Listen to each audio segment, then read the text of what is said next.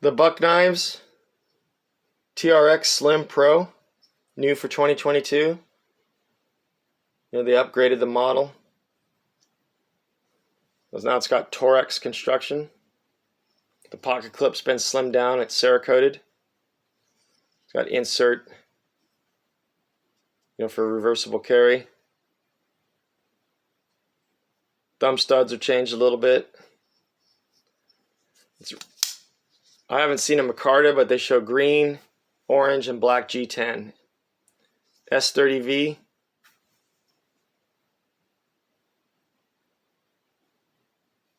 That clip point blade.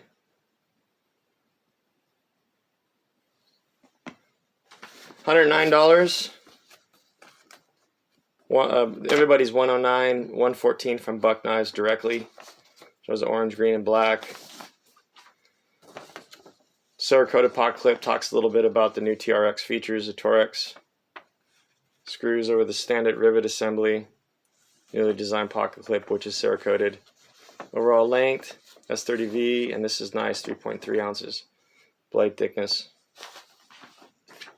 So, you know, I forget, was it Chuck Buck or CJ Buck or whatever his name was. I was watching it in one of the videos on SHOT Show. He talks about he's trying to listen to his customers, which is good.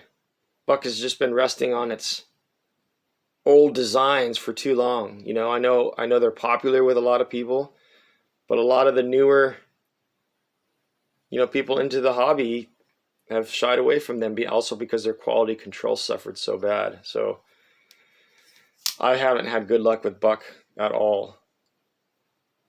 You know, and haven't even put up a lot of the videos of the ones I bought just because I didn't want to bash them, and I sent them back. You know, I really want to do videos on knives that I'm going to keep or gift. So it does come in these the Pro version. This version here comes with a pouch like a Benchmade. You know, it's got the nice box and then the sleeve that goes on the outside of it. No, it does feel better in hand. The geometry is weird right here. I know they're trying to keep the thumb studs as far back as possible from the cutting, you know, so you don't interfere with the material. I have seen a video with a guy talking about how this is getting in the way on the Sport version, which is the bigger version with the aluminum frame, of his guided sharpener.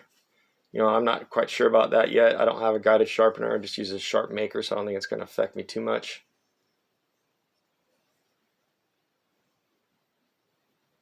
But there is no blade play like those, you know, riveted versions.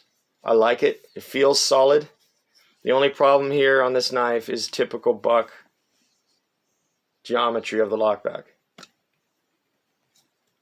So my hands aren't on the lock bar. I don't know if you can hear that. There's a lot. I mean, it's not like that Bush Ranger light I had. It's not something that I'm going to get rid of the knife for. But, you know, for the same cost, the Spyderco Indela, there's nothing. It's tight as can be. Absolutely zero. You know, this is a Seike City knife from Japan, what you would think would cost a little bit more to actually make. I know the materials are a little different. It's the fiberglass reinforced nylon, but watch the action on this thing. This is brand new, right out of the box. It's super smooth to use, and look at that. I know it's the mid back lock compared to the back, you know, where the back lock here, the geometry is different, but this thing is, you're killing it to close this knife. You know, I don't really care. It's not going to bother me, and also the geometry when you open this, because the handles are so slim. I have big hands. I do foresee people slipping off, letting the blade self-close and getting their fingers there. If you should be very deliberate opening this thing up. You know, I'm just trying to think out loud here. I don't think I'll ever have an issue with that. I don't fidget with a backlog. I don't really fidget with knives anyways, but be very deliberate opening that, because it does have a very strong self-close, which is good. I like that.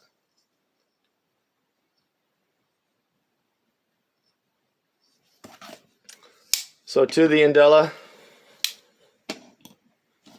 ProTech TR3,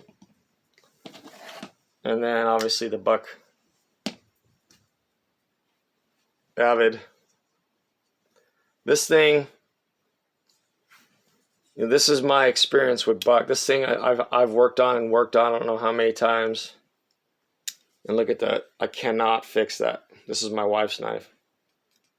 It rides on that. She has a hard time opening this knife. She fails it all the time. Look how slow it's coming out, and I know how to flip it. This is what she usually does, just like that. She hasn't quite, you know, other knives that are ball bearing knives that she has that work perfect. This is, the action is just horrendous. The pocket clip is a poor design. Because there's very little tension, look at the angle of it. It just slips when she bends down in her jeans. It just slips right out of the thing and falls onto the ground.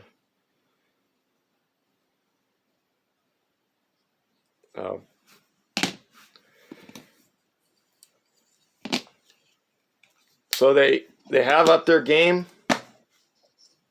I like the knife. You know, the blade actually looks, the grind doesn't look, you know, and the bevel doesn't look horrendous like a lot of mine have been coming. You know, it looks pretty symmetrical all the way through, even the tip. So nice job, Buck. I mean, I'm glad they're listening to people. And it does feel solid in the hand. This is a substantial knife. I mean, it's lightweight as it is. It's strong.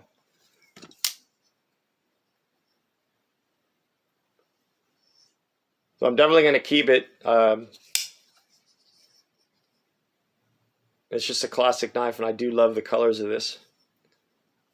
The Buck 110 TRX Slim Pro with S30V in green G10.